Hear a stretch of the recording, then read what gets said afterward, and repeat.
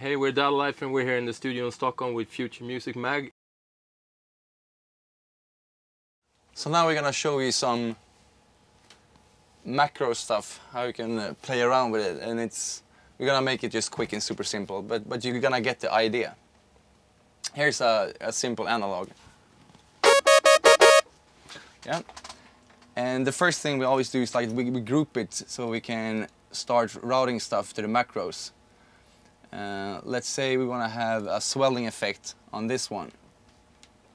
We just take reverb and add it, and then maybe we want to have a ping pong delay. Oh, hang on. In there also, and then maybe we want a limiter. Oh, what else do we want? Maybe a saturator also. Boom. And then you're gonna start routing stuff.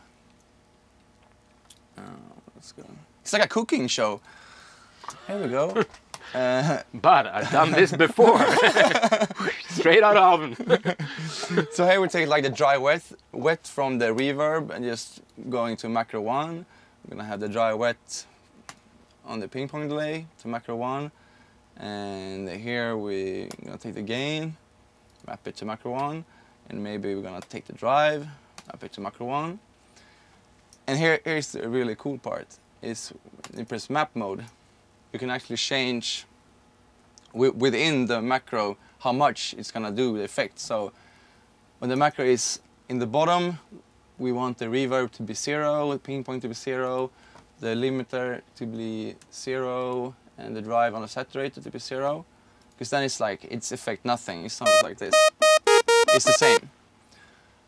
But then, when we start pulling up the macro, it starts sounding like this. A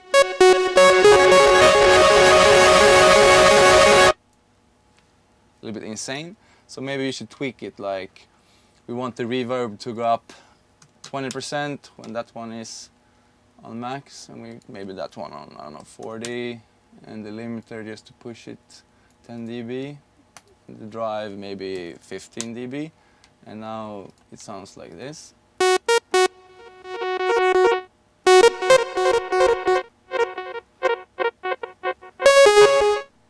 Yeah, and then you can start playing around with all the effects working together.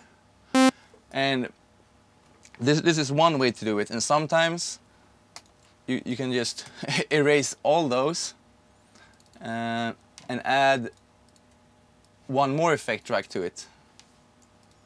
So you get like a dry wet. You can write here dry, and then you get wet, and you place all those effects again. This is over course, but we can show it anyway. Like that. Maybe, I don't know, saturator on that. There you go. And if we play the sound now, it's like, yeah, it sounds like that. Maybe the drive. So, and now we can actually control the volume of this effect chain. So now it's a dry sound.